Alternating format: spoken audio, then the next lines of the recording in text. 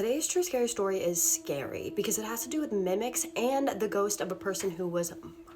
If you're new here, hi, my name is Kaisa. I tell true scary stories on here that you guys submit to me through email every single night. Also, if you guys want to subscribe to my YT channel, the link is in my link tree in my bio where I tell scarier stories, longer version of stories that I tell on here, and the same stories. Also, if you guys want to tell me your true scary story, my email is in my bio. It is kaisaspooky@gmail.com. Okay, let's get started. Today's submitter's name is Sarah, and she did say that I could tag her, so her tag will be in the description. If you have any questions or comments for her, drop them in the comments. So when Sarah was pregnant with her son, she was nearing the few days at the end of her pregnancy, and so she went to go stay with her mom so that her mom could help her out. So one day, as she's at her mom's house, she's sleeping on the couch. She falls asleep and she wakes up in the middle of the night. She rolls over to look up and she sees a floating head of a woman just floating in front of her.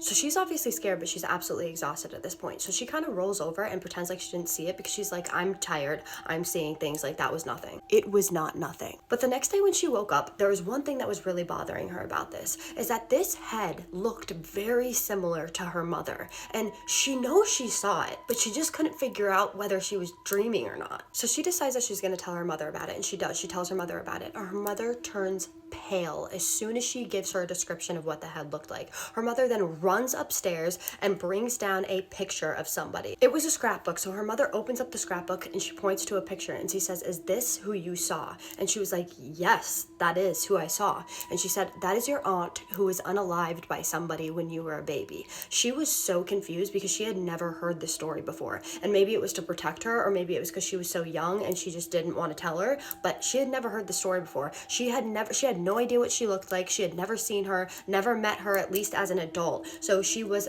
baffled. Before we go to the second part of the story, which is by the same submitter, what do you guys think of this? Do you think she was dreaming? Do you think she really saw something? And what do you think this person was trying to do by just showing her her head? Was she trying to scare her? Was she trying to tell her something? What do you guys think? So the next story is when she was living with her father at the time, and she was in her room listening to music with her headphones on. Music was on full blast. She was waiting for her father to get home from work when all of a sudden she hears her father yell her name. It was clear as day. He yells her name, "Sarah!" And she yells back, "Yeah?" As soon as she says that, nothing. No voice. He doesn't say anything at all. So she hears it again, "Sarah!" So at this point, she's really confused and she thinks that he's not responding to her because he wants her to come out of her bedroom. So she does. She comes out of her bedroom, but she doesn't find anything. She checks everywhere. She checks every bedroom, every bathroom, the living room, the kitchen. He's nowhere to be found. And as she's checking all of these places, she hears it again, "Sarah!" Except for this time, it's coming from her bedroom.